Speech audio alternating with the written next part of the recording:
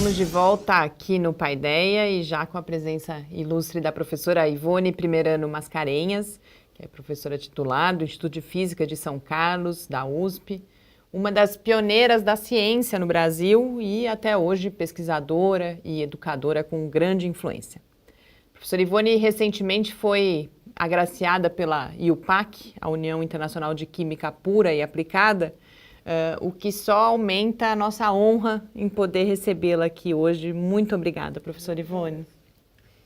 E eu queria que a gente começasse falando justamente do prêmio que a senhora recebeu. A senhora foi uma das 12 mulheres premiadas, a única representante da América Latina. Como foi receber esse prêmio nesse momento? Olha, o prêmio para mim foi uma grande honra, né?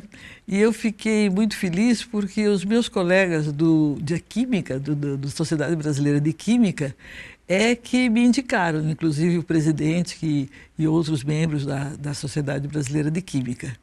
É uma característica interessante até da minha carreira, que eu estou trabalhando há muitos anos no Instituto de Física, mas a minha atividade é muito interdisciplinar e muito ligada à química.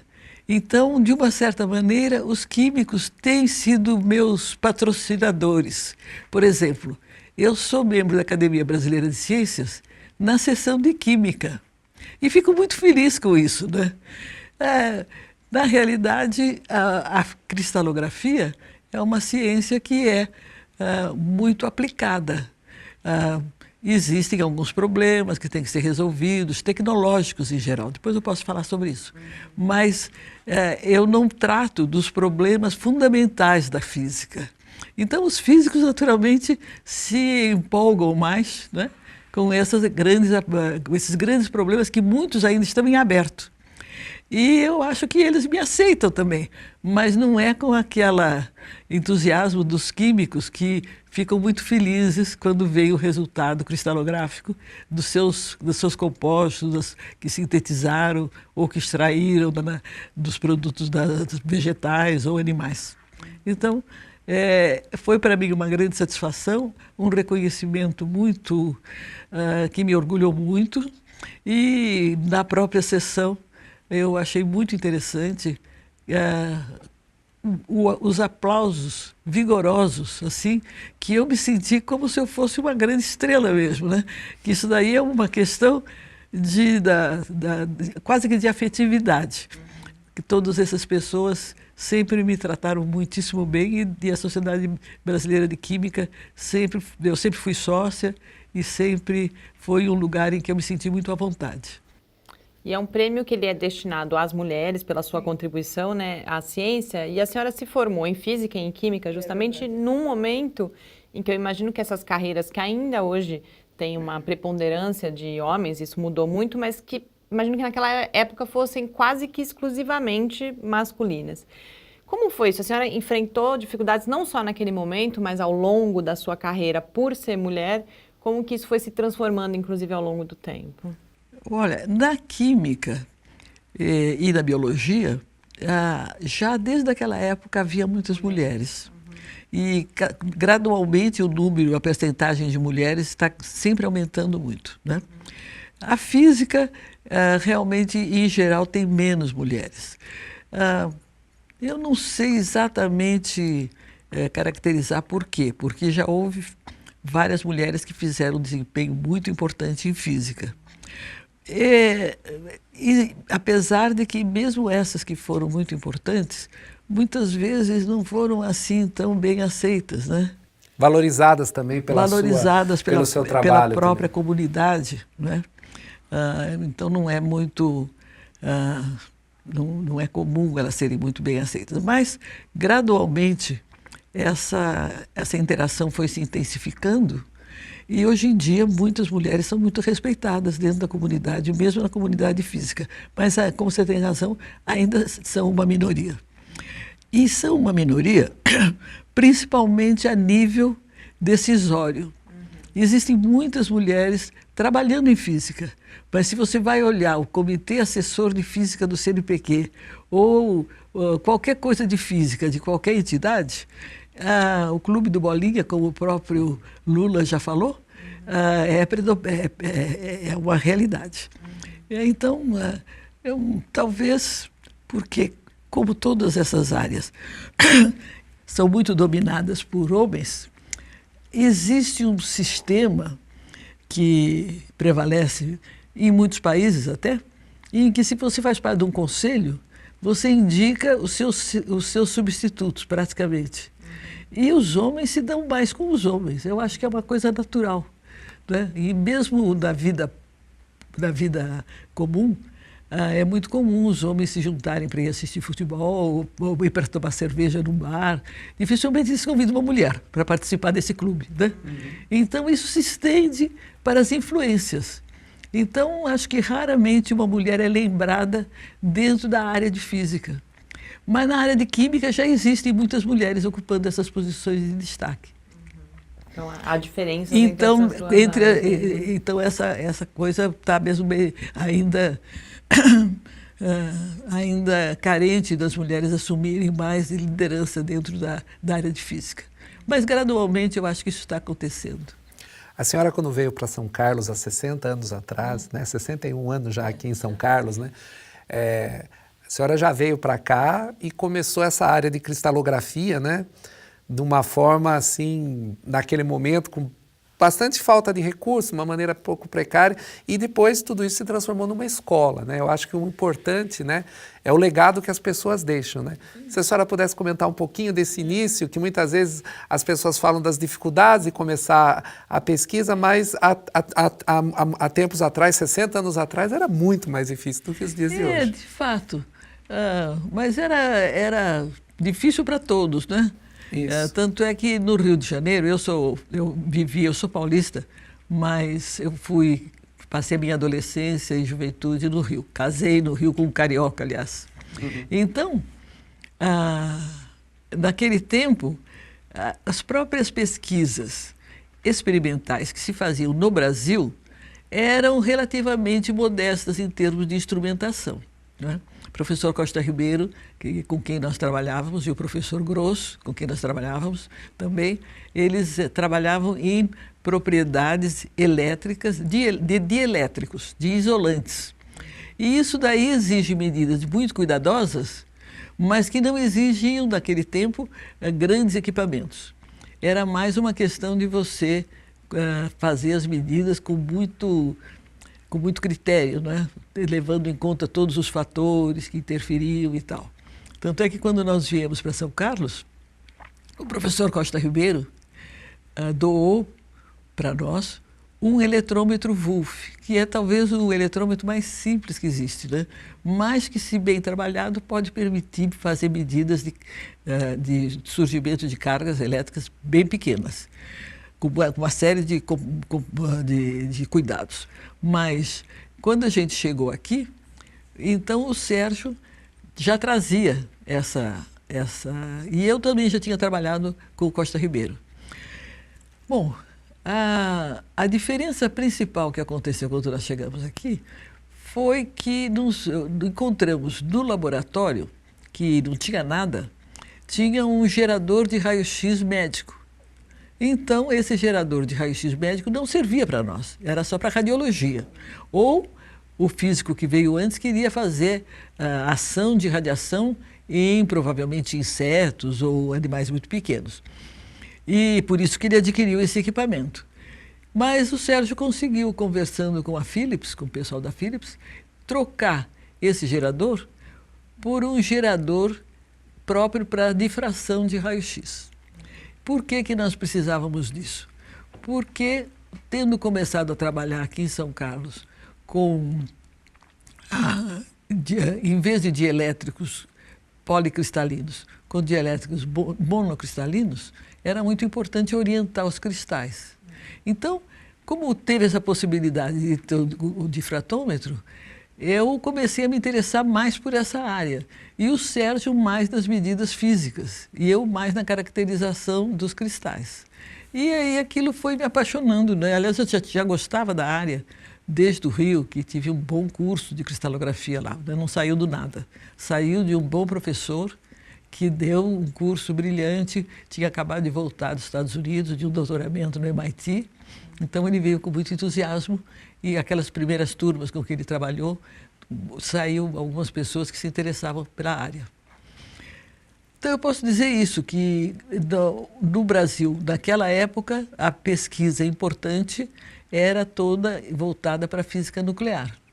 O que é uma coisa muito razoável, porque tinha havido a bomba atômica, por exemplo, o César Lattes já estava começando a trabalhar também nessas coisas, os físicos que existiam no Rio e em São Paulo também. O CBPF foi criado para isso? Foi também? criado para isso. Né? Então, eles eram... E tinha os teóricos, porque a teoria sempre pode se desenvolver, sem precisar das grandes máquinas. Então, praticamente nunca houve nenhuma grande máquina para física nuclear no Brasil. Houve algumas tentativas frustradas. A única primeira grande máquina que existiu no Brasil foi o síncrotron, que está no laboratório do CNPq, né, no Laboratório Nacional, e que, a rigor, ele não é mais para física nuclear. É um equipamento que gera radiação, né? Então, a radiação eletromagnética. Então, esse equipamento pode ser usado numa vasta gama de comprimentos de onda, inclusive na área de raio-x, da comprimento de onda de raio-x. E com isso, então, eu me enveredei nessa direção. E eu gosto muito também da área da docência, me dediquei muito à docência lá na ESC, né, que é a instituição para a qual nós viemos inicialmente, e dividi minha vida entre a cristalografia e docência dentro do Instituto. Gostaria que a gente continuasse falando um pouco da cristalografia, que a senhora então apresentasse aí aos nossos ouvintes e espectadores, em linhas gerais, o que é essa área. Nós começamos falando da IUPAC, e se eu posso caracterizar por que os meus colegas me indicaram, né? Eu fiz alguns trabalhos que eu considero interessantes, junto sempre com alunos de pós-graduação, que eu comecei, logo que eu voltei dos Estados Unidos, eu comecei a tentar cooptar alunos para trabalharem junto comigo.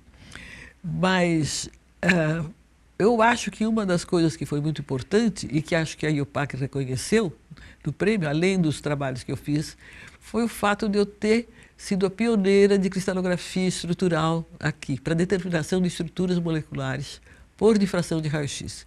E com isso, desse laboratório pequeno que nós tínhamos aqui em São Carlos, nós começamos a formar outros cristalógrafos. E até que nós chegamos ao ponto de termos uma comunidade que não é tão grande, mas que é bem ponderável, né? Eu diria, cerca de 150 a 200 cristalógrafos já trabalhando em universidades. Muitos deles, a raiz veio de São Carlos com esse grupo pequeno que eu tinha aqui, mas que foram depois orientados por esses que vieram para cá, etc. E tal, né?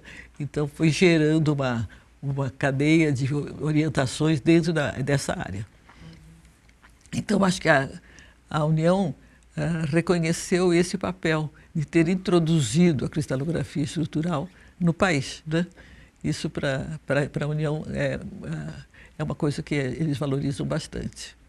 Aliás, os prêmios são feitos não só por grandes conquistas científicas, mas pela vida do pesquisador.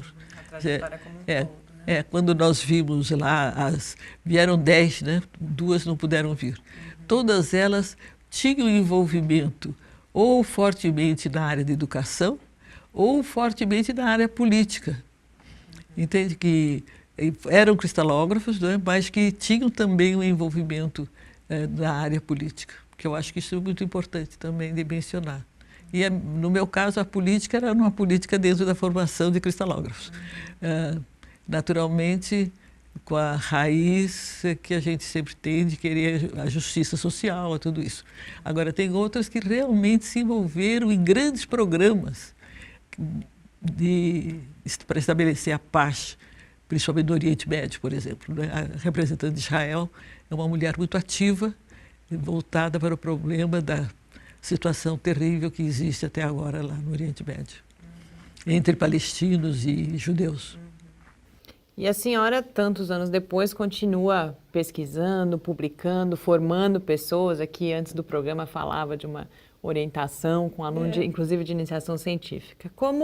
Que lugar todas essas atividades ocupam na vida da senhora? E como a senhora se sente? A senhora falou agora cerca de 200 cristalógrafos aí, formando já outras pessoas, inclusive, em várias instituições brasileiras. Como que a senhora sente isso e que lugar que essa produção de conhecimento ocupa? Eu acho que essa é uma coisa que me gratifica muito. Eu ter encontrado pessoas com interesse científico forte e que se voltaram para essa área, que é uma área muito útil, muito importante para o país. Tanto é que, se você pensar que os síncrotrons são construídos principalmente para quê? Quando você vai ver, os químicos querem saber a estrutura molecular. No fim, acaba afunilando para técnicas ou espectroscópicas ou de difração de raio-x, né? E é tão importante saber bem uma estrutura molecular, toda a configuração da molécula, átomo por átomo, para entender como ela atua, né? Então, isso é importante para todas as áreas biológicas, a área de química orgânica, a área de química inorgânica, complexos, a área de polímeros em geral. Envolve praticamente todas as áreas, e essas áreas têm as consequências dos produtos que elas podem melhorar na indústria farmacêutica, na indústria têxtil, todas as indústrias. Então, os cristalógrafos muitas vezes estão trabalhando em coisas que você olha, mas isso é cristalografia? Estão trabalhando no material que eles querem melhorar alguma propriedade. Por exemplo, existe da Federal aqui, né, um grupo muito forte que se dedica a cerâmicas. Eles precisam muito de informação cristalográfica dentro das cerâmicas. Existe um outro grupo que eu até participei mais ativamente, de ferroelétricos, com o professor Eiras. Eles precisam muito saber, quando eles modificam o material ferroelétrico, o que aconteceu de fato, estruturalmente. E isso daí, durante um certo tempo, foi a minha parte de colaboração no projeto temático, que eles acho que até mantêm ainda um projeto temático.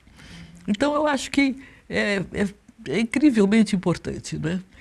Eu recebi esta semana pessoas de uma indústria farmacêutica que estavam querendo, aliás, querendo entender melhor um fármaco, se ele tem transições de fase, se ele tem polimorfo, se não tem, e isso para poder produzir ou gerar um fármaco que seja confiável, que tenha, enfim, que tenha suas propriedades bem garantidas, né? Que não sofra deterioração com o tempo, que não estrague, ou pelo menos se estragar, quanto tempo de validade ele terá, né?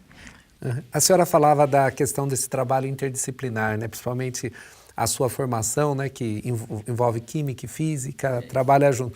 Muitas vezes, né, a gente tem colegas nossos que têm dificuldade de ver quão importante é essa colaboração e quanto ela pode ser gratificante, inclusive para a formação dos estudantes, né? Eles poderem viver o melhor dos dois mundos, né? E aproveitar nisso, né? Então, se a senhora pudesse comentar um pouco, imaginando todas essas pessoas que foram formadas ao longo do tempo, muitos deles são físicos, outros são químicos, etc. Tal. O quantos, a senhora falou assim, algo em torno de 100 e poucos cristalógrafos que mais ou menos passaram aqui por São Carlos. Numa segunda geração de formação, né? Eu não lidei com 150, eu lidei talvez uns 20. Isso. Mas cada 20 teve seus estudantes. E assim foi. Então, e tem essa, ou seja, mas tem esse ponto inicial com a senhora, né? Então, se a gente imaginar o alcance que tem esse trabalho e o quão importante foi, talvez, naquele momento, vir aqui para São Carlos, uma cidade que não tinha grandes recursos, né? Totalmente diferente do que são nos dias de hoje, e começar com uma pesquisa fundamental, bem básica, e quantos desdobramentos ela tem ao longo do tempo. Eu acho que a vida, ela às vezes tem uns acasos que são incríveis, né? Por exemplo, o fato de nós termos encontrado em São Carlos um aparelho de raio-x que não nos servia, mas que pudemos trocar por outro sem custo, né? Inclusive, até uma coisa muito engraçada, que eu sempre conto, que um tubo de raio-x tem um anodo que é bombardeado por elétrons. E então, ele esquenta. Se você não tiver um sistema de refrigeração que vá refrigerar esse anodo, ele estraga na mesma hora. Ligou, já vai queimar. Então, o que aconteceu? Nos deram o gerador sem o cooler, digamos, sem o sistema de refrigeração. Então, como é que nós resolvemos o problema? Compramos um tambor desses de óleo que deve ter uns, sei lá, 200 litros, coisa assim, e pusemos uma bomba, que essa bomba com os caninhos, né, entrava lá no tubo de raio-x, refrigerava. Mas refrigerava como? Nós íamos na fábrica de gelo, comprávamos umas 4, 5 pedras e jogávamos ali dentro daquela água, no banho, né? Conforme a gente via que o gelo ia derretendo e tal, alguém pegava o carro e ia correndo lá na fábrica de gelo e trazia mais gelo. E funcionou. Fizemos coisas assim interessantes naquele início, né? Com uma coisa tão primitiva. Não tínhamos câmaras, tinha uma pequena oficina. Então, as câmaras mais simples que pode existir é uma câmara de Laue, que, aliás, o von Laue foi que fez a primeira experiência de difração de raio-x. É muito simples. Você precisa ter um colimador para colimar o feixe, bate no cristal, sai os feixes difratados. E tem que ter uma fotografia, um filme. Foi assim que o Laue fez. Nós fazíamos assim também aqui, não é? Quase 50 anos depois do Laue, porque o Laue fez isso em 1912. Nós, em 1956, 57, 58, fazíamos ainda assim. Construímos o colimador numa oficina que tinha aí uns técnicos muito devotados, que foram primordiais. Construímos uma placa que você põe o filme dentro e a gente não fica esperando que a gente possa comprar todas as coisas. Professora Ivone, justamente a senhora coloca esse momento inicial em que, inclusive, a falta de recursos, como falava o professor Adilson, precisou ser combatida, improvisada com criatividade. A gente vive agora um momento muito diferente, claro, da ciência brasileira, mas que os recursos estão ficando cada vez mais escassos, começa-se a falar de problemas que a gente deve demorar muitos anos, inclusive, para superar, se concretizar todos esses cortes, se continuarem, né, esses cortes que já estão acontecendo. Dá para resolver só com criatividade? Quais são os impactos que a gente vai sofrer agora com esse cenário que a gente está vivendo? Bom, eu acredito que a criatividade é sempre muito importante, né? Existem problemas, inclusive teóricos, que quem sabe algum matemático, físico-matemático brasileiro possa ter uma iluminação e fazer uma contribuição genial. Mas isso não é nada fácil. Isso daí tem, atrás desses grandes problemas, nós temos grupos enormes no exterior tentando resolver. Mas ninguém diria que não poderia, né? Aquela criatividade puramente intelectual. Mas hoje em dia, mesmo as coisas que a gente pensa que são criatividades puramente intelectuais, exigem muito cálculo. Então, vai esbarrar um pouco na barreira da computação. Se a pessoa tiver bons contatos do exterior, ela se libera da necessidade de ter os recursos brasileiros, porque ela se incorpora num grupo lá no exterior. E ele passa a trabalhar em conjunto, às vezes com 40, 50 cientistas. Então, esse tipo de coisa pode acontecer. E está acontecendo, de fato. Nós temos muitos cientistas brasileiros que trabalham no Brasil, mas vão frequentemente a grandes laboratórios no exterior e grandes centros onde eles podem desenvolver as suas ideias em colaboração com os cientistas do exterior. Mas se você quer fazer a pesquisa no Brasil, o estado de São Paulo, eu diria que, como sempre, é uma bolha dentro da realidade brasileira. E isso daí tem provocado resultados muito bons para pesquisadores de fora do estado de São Paulo, que às vezes vêm para cá fazer mestrado, doutorado, voltam para os seus estados. Alguns nem voltam, mas muitos voltam. E aí é que a coisa esbarra, né? Se você não tem mesmo nenhum financiamento, porque você pode ter pouco financiamento, mas que você saiba que você tem. Aquilo vai ser aquele orçamento vai ser cumprido, que é o que acontece com a FAPESP. E embora ela tenha sofrido cortes também, cortes, aliás, muitas vezes decorrentes do próprio decréscimo do ICMS, porque é um percentual do ICMS. Alguma intervenção que a gente não gosta muito, também o governo fez aí, que a gente, enfim, não está muito de acordo. Mas, de qualquer maneira, existe um programa contínuo E se a FAPESP tiver gente boa que vá planejar, selecionar as áreas que devem ser apoiadas com muita realidade, eu acho que dentro do Estado de São Paulo, como estou dizendo, é uma bolha que nós podemos ter. Mas no resto do país está um estado lamentável. Isso não vem de hoje, vem se acumulando por vários anos. Então a recuperação vai ser complicado, né? Porque você vai ter que... Tem laboratórios que estão, por exemplo, com equipamentos danificados, que não podem ser recuperados, que não há dinheiro, ou que precisam ser modernizados, porque a tecnologia evolui muito depressa.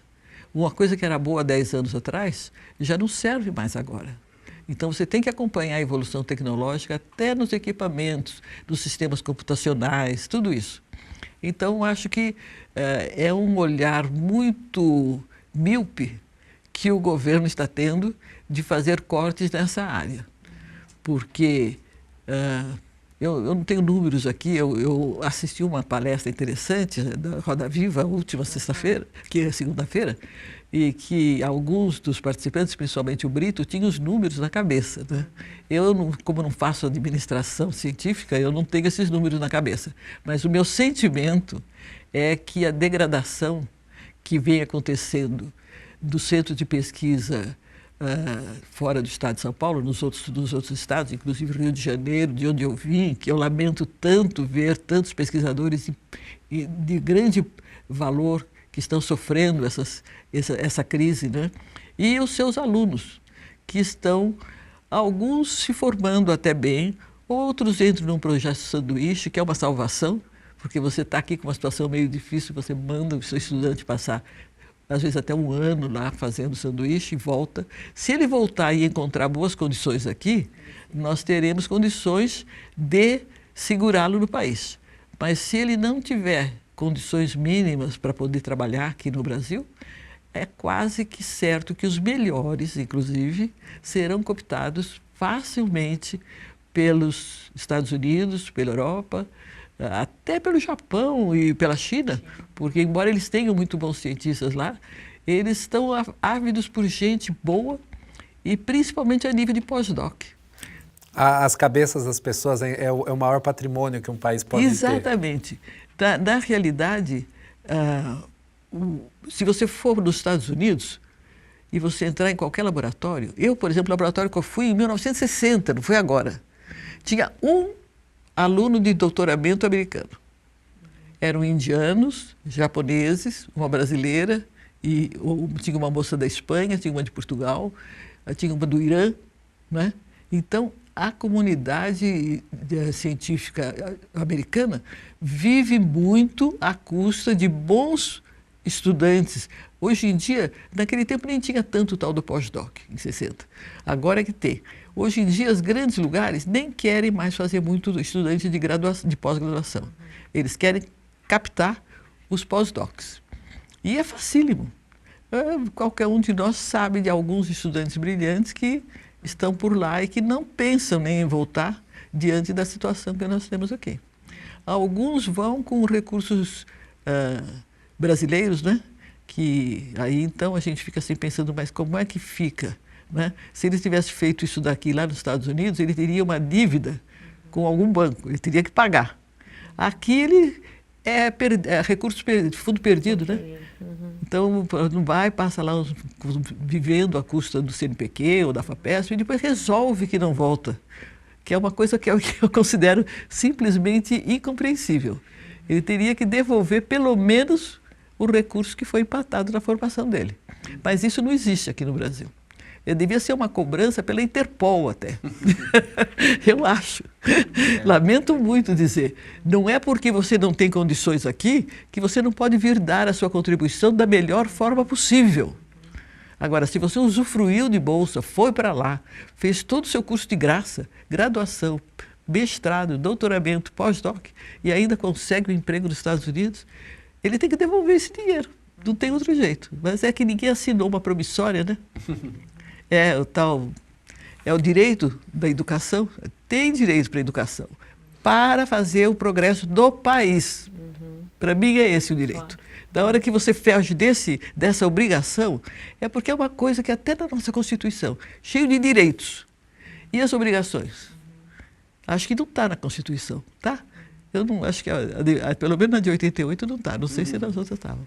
Então tem que ter obrigação. Direito tem que estar acompanhado de obrigações. Que não cumpriu, vai ter que ter alguma penalidade. A gente vai continuar lutando, esperando que brevemente essa situação possa ser superada e que a ciência e a tecnologia possam, portanto, continuar contribuindo como a senhora contribuiu tanto e continua contribuindo aí ao longo da sua trajetória. Foi um grande privilégio poder ter essa conversa aqui hoje. Foi uma grande satisfação poder conversar com vocês e talvez eu tenha me estendido um pouco demais nas considerações. De forma alguma. Estou às ordens para qualquer momento que você quiser cortar uma parte disso e a gente refaz. Certamente não faremos isso. Obrigada, viu, professora? É um prazer muito grande. O prazer foi meu. E esse Paideia fica, então, por aqui. A gente volta na próxima terça-feira, às 6 horas da tarde. Enquanto isso, nos acompanhe aí nas redes sociais e no site do Lab. Muito boa noite. Uma boa noite a todos. Boa noite. Thank